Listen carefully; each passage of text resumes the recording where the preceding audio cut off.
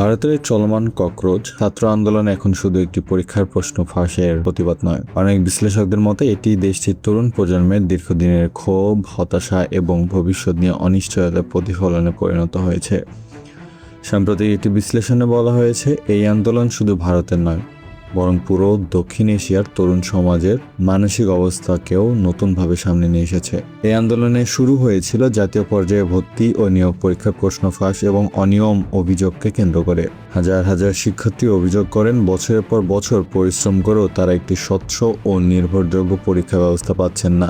তাদের দাবি, বারবার প্রশ্ন ফাঁস এবং প্রশাসনিক দুর্বলতার কারণে লাখো তরুণের ভবিষ্যৎ অনিশ্চয়তার মুখে পড়ছে। এরপর সামাজিক যোগাযোগ মাধ্যমে দ্রুত ছড়িয়ে পড়ে ককরোচ জনতা পার্টি বা সিজেপি নামটি। এটি কোনো নিবন্ধিত রাজনৈতিক দল নয়, বরং এটি একটি প্রতীকী আন্দোলন।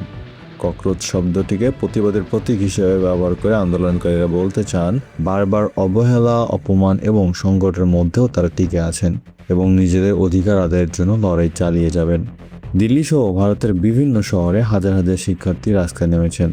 তাদের মূল দাবি, পরীক্ষা ব্যবস্থার স্বচ্ছতা, প্রশ্ন ফাঁসের নিরপেক্ষ তদন্ত, দায়ীদের বিচার এবং শিক্ষা ব্যবস্থায় কার্যকর সংস্কার। তবে আন্দোলনের এক পর্যায়ে শিক্ষামন্ত্রীর পদত্যাগের দাবিও সামনে আসে। বিশ্লেষকদের মতে এই আন্দোলনের সবচেয়ে গুরুত্বপূর্ণ দিক হলো, এটি শুধুমাত্র শিক্ষা ইস্যুতে সীমাবদ্ধ নেই। বেকারত্ব, কর্মসংস্থানের সংকট, সরকারি নিয়োগে অনিয়ম এবং প্রতিষ্ঠানগুলোর প্রতি আস্থাহীনতাও আন্দোলনের সঙ্গে যুক্ত হয়ে গেছে। ফলে এটি ধীরে ধীরে একটি বৃহত্তর সামাজিক অসন্তোষের রূপ নিয়েছে। আন্দোলনের আরেকটি বড় বৈশিষ্ট্য হলো সামাজিক যোগাযোগ মাধ্যমের ব্যবহার। মিম, ব্যঙ্গচিত্র, ছোট ভিডিও এবং অনলাইন প্রচারণার মাধ্যমে খুব অল্প সময়ে কোটি মানুষের কাছে পৌঁছে যায় এই আন্দোলনের বার্তা। মূলধারা রাজনীতির বাইরে থেকেও কিভাবে একটি তরুণ প্রজন্ম নিজেদের সংগঠিত করতে পারে, সেটিও এই আন্দোলন নতুনভাবে দেখিয়েছে। এদিকে ভারতের সরকার বলছে, পরীক্ষা ব্যবস্থার দুর্বলতা দূর করতে নতুন আইন, দ্রুত বিচার এবং প্রশাসনিক সংস্কারের উদ্যোগ নেওয়া হচ্ছে। তবে আন্দোলনকারীদের বক্তব্য শুধু আশ্বাস নয়, বাস্তব পরিবর্তন দেখতে চান তারা। এই কারণে সরকারের সঙ্গে আলোচনা শুরু হলেও আন্দোলন চালিয়ে যাওয়ার ঘোষণা দিয়েছেন আন্দোলনের নেতারা।